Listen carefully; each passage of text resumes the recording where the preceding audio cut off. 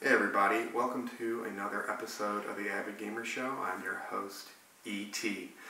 If anybody follows me on Instagram or Twitter, you know that I am a huge fan of comic books and action figures.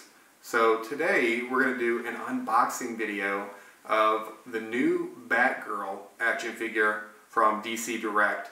She's part of the new 52 line that DC's been putting out.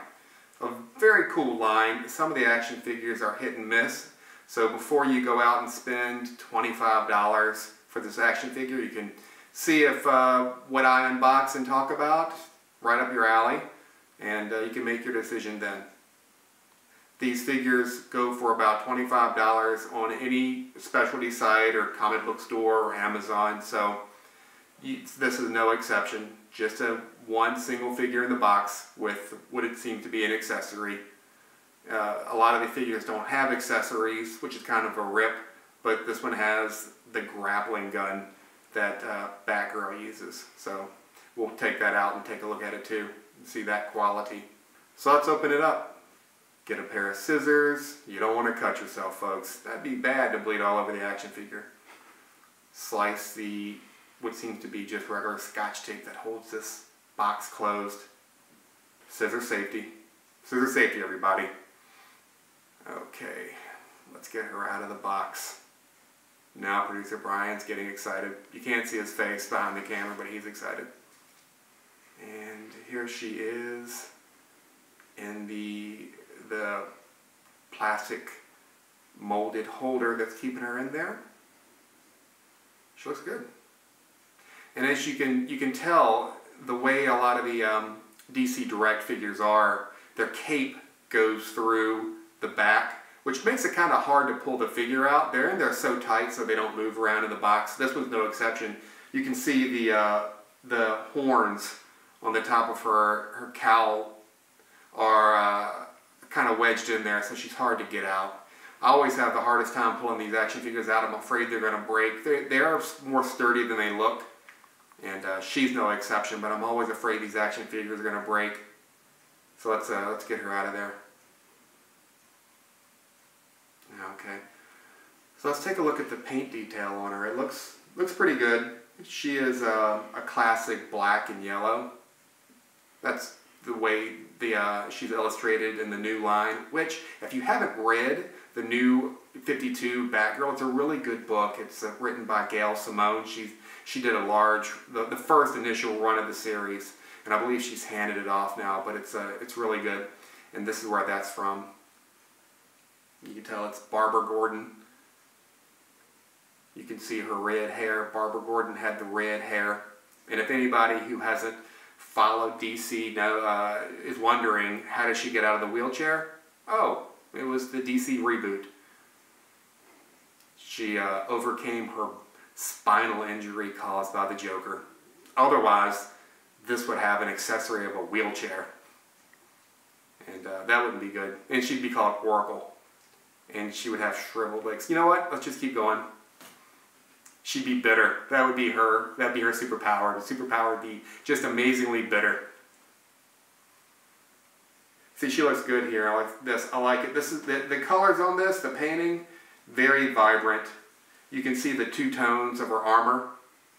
It's the gray here and the black.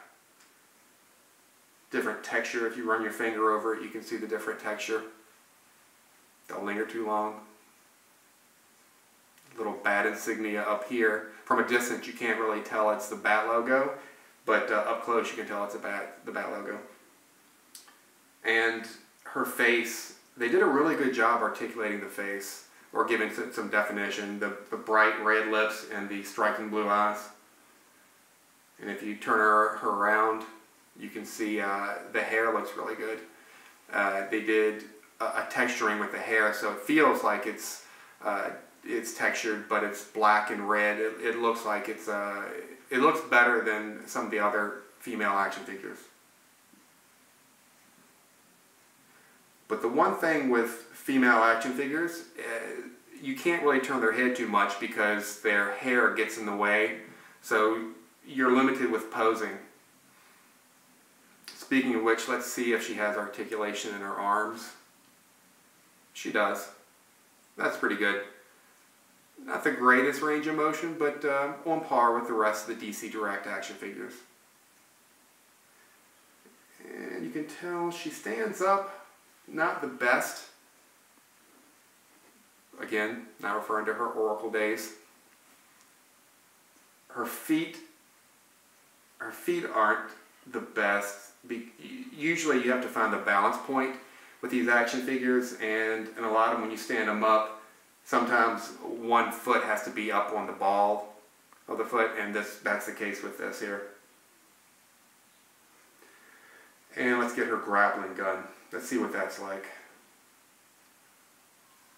I'm not really enjoying this accessory, probably because they didn't have to make it to where it could be shot out. They could have kept the grappling part of the gun just on the end, but I guess they wanted to make it fun for kids who aren't going to be opening this. This is more of an adult toy.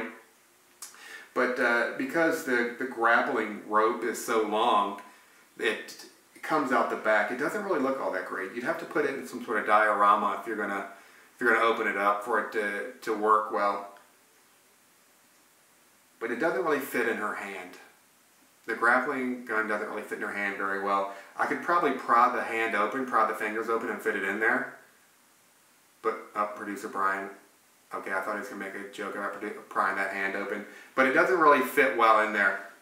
It looks like her hand is too small for the thick handle of the grappling gun.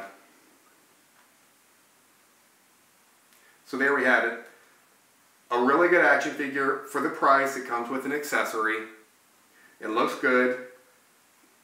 The downside is it doesn't hold the gun and it doesn't stand up. It's not very well balanced. So I would say this figure is worth the purchase, but maybe not something you want to take out of the box. I usually keep some action figures in the box if I don't think they're going to stand up well, just for collector value. If I think I'm going to pull them out and display them, and I think they stand up well, that's a big plus in whether I'd recommend the figure. With this, I recommend you keep it in the box. Hey, thanks for watching. We'll be doing more of these very soon. I have some action figures lined up that I want to open up and talk about. Maybe we'll do the Starfire from the Red Hood and the Outlaws next. Thank you.